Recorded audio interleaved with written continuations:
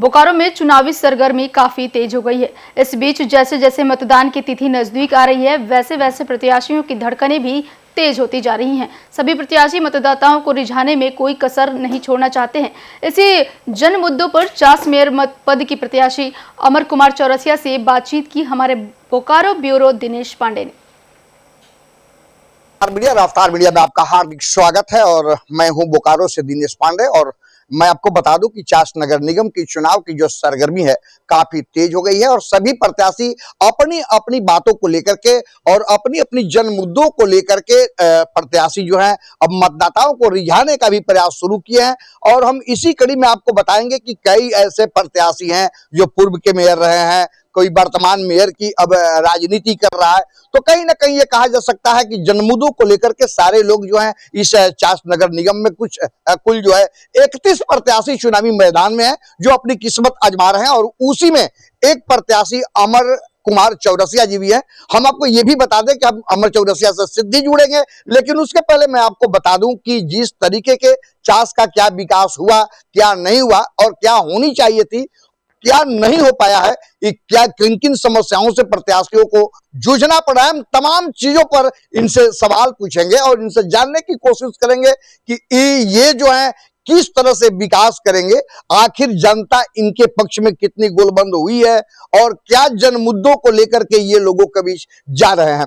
तो हम सीधे जोड़ने की अमर चौरसिया जी से हम प्रयास करते हैं कि सबसे पहले आपका हमारे चैनल में आपका नमस्कार, प्रणाम। मैं अमर चौरसिया मेयर पद के लिए खड़ा हूं और मेरा चुनाव चिन्ह चूड़ियां है। सभी व्यूअर्स को, चास की देवतुल्य जनता को आग्रह करेंगे कि आप सभी अपना जन समर्थन, जन आशीर्वाद चूड़ियां छाप पर वोट देकर मेयर बनाएं। अच्छा, देखिए कई ऐसे परेशानियां हैं इस चास में, आप भी देख रहे होंगे, हम भी देख रहे हैं और ऐसा कहा भी जाता है। क्योंकि कुछ प्रत्याशी जो है ये भी कर रहे हैं कि 5 साल बेमिसाल को लेकर के वो चुनावी जंग में है।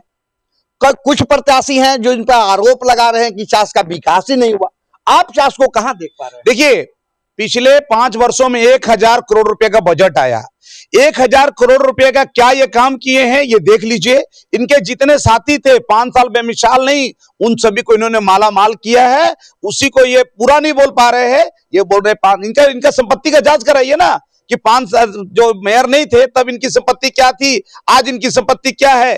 5 साल बेमिसाल या 5 साल माला माल, वो पता चल जाएगा सभी जनता को। अच्छा, दूसरी सवाल आपसे ये होगी कि आप जो है चास को कहां देख रहे हैं? चास जो है बहुत समस्याओं के मकड़जाल में फंसा हुआ है।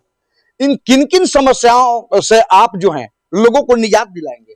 देखिए, सभी जितने भी जन मुद्दे हैं, सबसे बड़ा आपका पानी जो घर घर तक लोगों तक नहीं पहुंचा है। दूसरा नाली का अगर निकासी नहीं रहेगा तो सब कुछ बेकार है।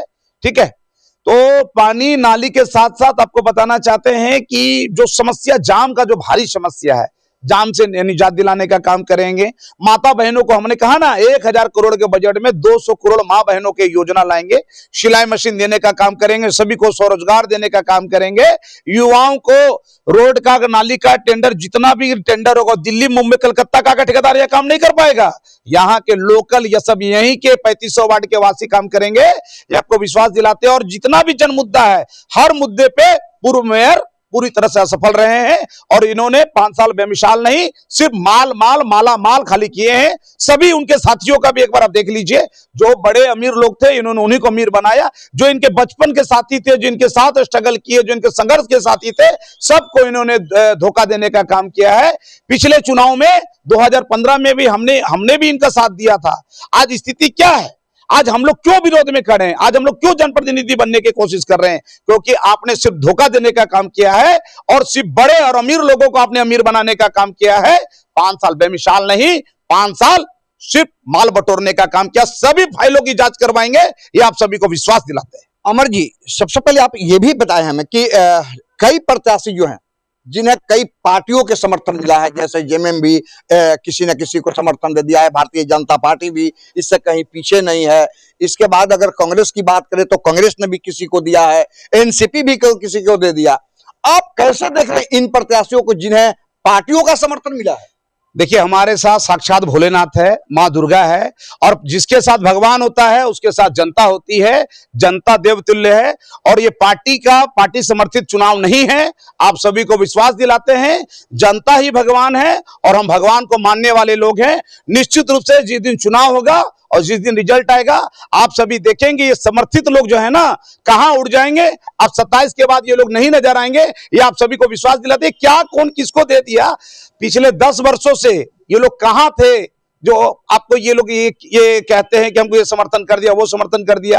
अरे दिल, जनता के दिलों में आप लोग नहीं है। 90% लोग आपका नाम तक नहीं जानता है। सिर्फ बड़का पैसा वाला का बेटा हो जाने से, बड़का प्रतिनिधि का बेटा हो जाने से चुनाव नहीं जीता जाता है। उसके लिए मार्केट में लोगों के दुख दर्द में होना पड़ता है।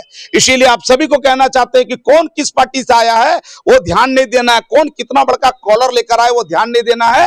जो गरीब, गुरबा, शोषित, वंचित, पीड़ित, हम लोग शोषित, वंचित, पीड़ित, दलित लोगों के आवाज बनकर आए हैं और वही लोगों के हितों का काम करने का काम। ये मोहल्ले और चूल्हे की जो एक तरह से कहा जाए कि चुनाव है और घरेलू चुनाव इसको माना जाता है। इसमें किसी भी दलीय समर्थन की बात तो जो अभी आई है, यह बात दिगर है कि आज अभी तक किसी पार्टी ने किसी को सिंबल नहीं दिया, केवल समर्थन दिया है। तो समर्थन जो है जनता का समर्थन या पार्टी का समर्थन? देखिए, जनता का समर्थन अगर होता तो आपको पार्टी का इतना बड़का 20-20 को रांची से और दिल्ली से जो गाड़ी का लॉबी आ रहा है, आपको करने की जरूरत ही नहीं पड़ता। जो 20-25 गाड़ी दिल्ली से, मुंबई से, रांची से लोग आ रहे हैं, यहाँ पे आपको माहौल बना रहे हैं और ये कर रहे हैं, उससे कुछ नहीं होता। अगर आप 10 साल काम किए होते क्षेत्र में, लोगों के बीच में रहते, तो इतना ताम झाम करने का आपको जरूरत ही नहीं पड़ता। हम लोग लोगों के दिलों में बसते हैं। भले ही हम लोग के पास बड़का पार्टी का सिंबल नहीं है, लेकिन हमारे साथ तमाम जनता है, जनता के दिलों में बसते हैं। और जब 23 तारीख को चुनाव होगा, 27 तारीख को रिजल्ट आएगा, तो वो दिख जाएगा। कोरोना के समय में कहां थे जो बड़का गाड़ी 20-20 को गाड़ी लेके घूम रहे हैं? कोरोना समय में कहां थे? 11 साल के बाद से चुनाव हो रहा है। जो लोग 2nd number, 3rd number, 4th number पे रहे, वो लोग कहां थे? वो लोग कहां थे? 11 साल तक कहां थे? लोगों का खाली दुख सुख है। कोई व्यापारी बनकर आ गया कि हम बहुत बड़ा व्यापारी है, समाज सेवी है, वो से नहीं होता। गोली खा ले शरीर पे, आपके लिए जेल जा सके, उसको नेता कहते हैं। बड़का पैसा वाला का बेटा हो जाने से और बड़का 20 तो कार लेके आ जाने से कोई नेता नहीं बनता। अगर नेता वैसे अगर बनता तो महात्मा गांधी देश के राष्ट्रपिता नहीं होते।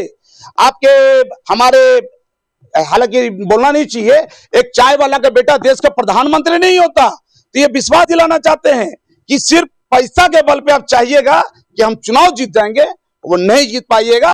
अगर ऐसा होता तो अडानी और अंबानी इस देश का प्रधानमंत्री होता। कांग्रेस के काल में टाटा और बिरला प्रधानमंत्री होते। बिल्कुल, ये कहा जा सकता है कि जिस तरीके के जो चुनावी जंग में जैसे प्रत्याशी आए हैं और उन्हें जनता का समर्थन की बात नहीं बल्कि पार्टियों के समर्थन की जो बात कर रहे हैं, तो मैं आपको ये भी बता दूं कि भारतीय जनता पार्टी से भले ही एक व्यक्ति को समर्थन दे दिया गया है, लेकिन भारतीय जनता पार्टी में कई प्रत्याशी जो है, उनके कई कार्यकर्ता जो है चुनावी मैदान में है। और ठीक उसी तरह कांग्रेस के कई दिग्गज भी इस चुनावी जंग में है।